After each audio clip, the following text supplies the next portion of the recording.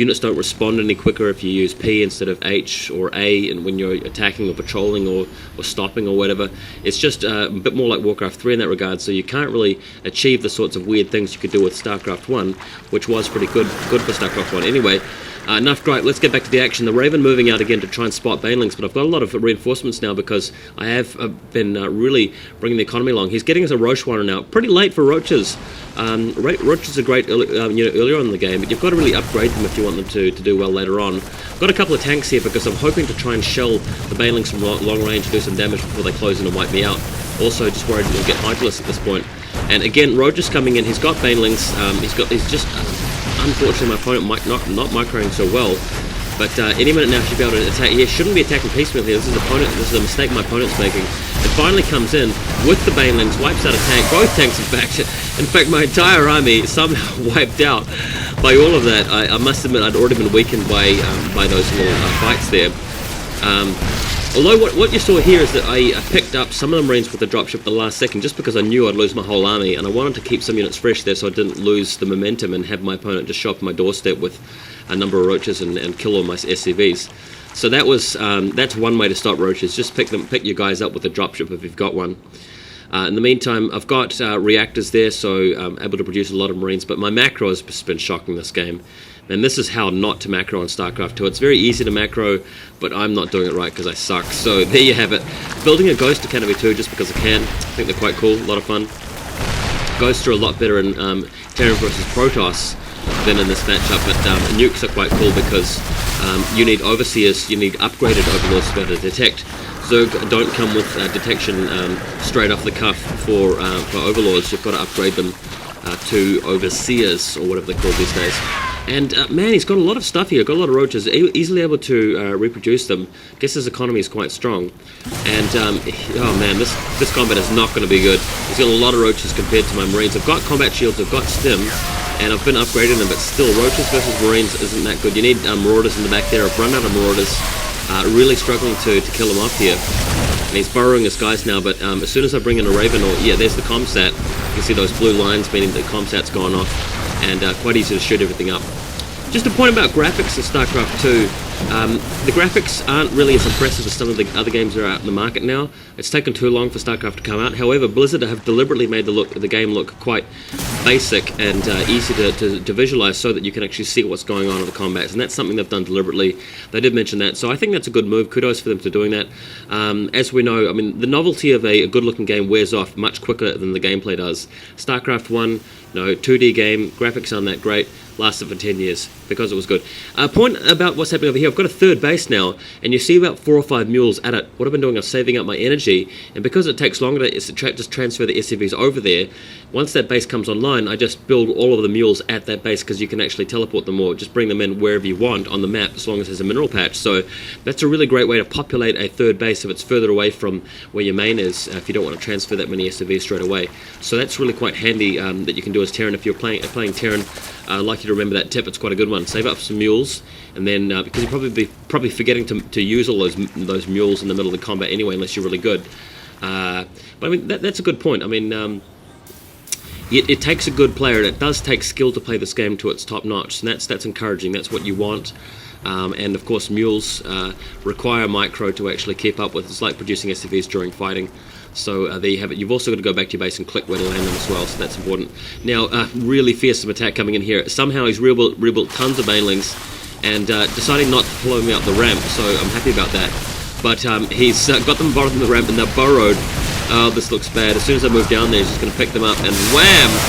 Oh man, that is just, disgusting, losing the entire army there. I've only got 2 marauders left.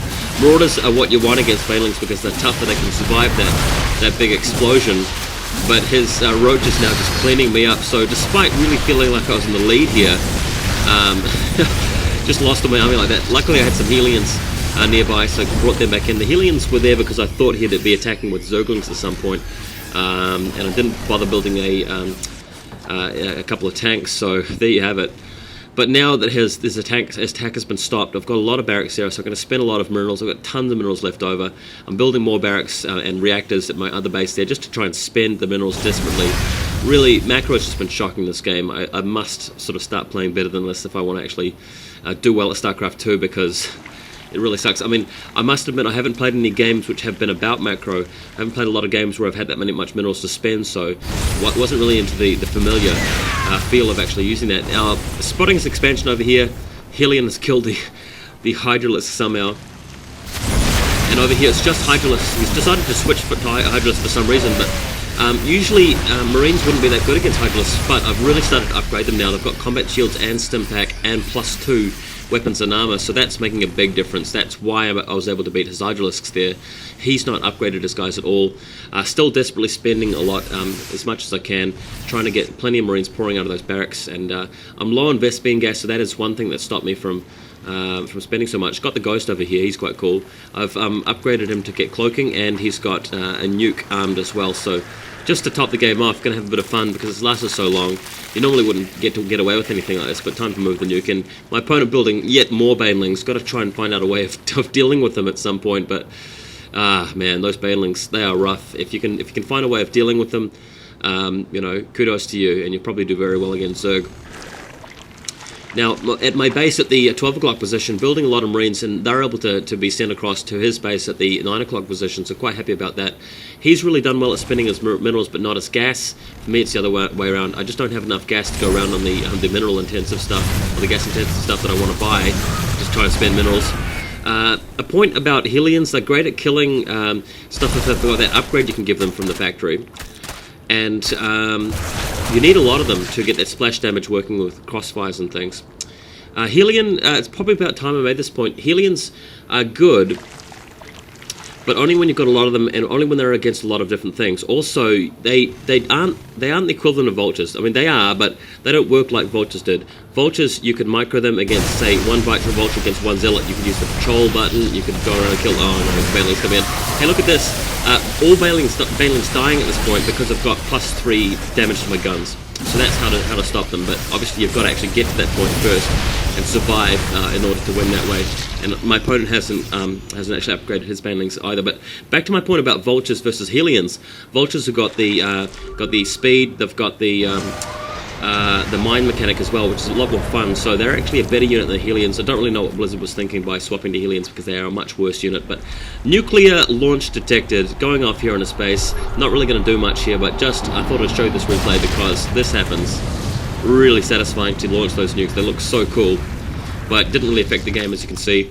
What will affect the game though is me moving in right now with a fully upgraded army and a lot of dudes and a lot of minerals to back me up with building a ton more guys. So that's pretty much it. My opponent really failed to capitalize on the damage he was doing with the Banelings. Didn't really out-expand me, didn't really out-macro, so I managed to win this after all, and there's the GG.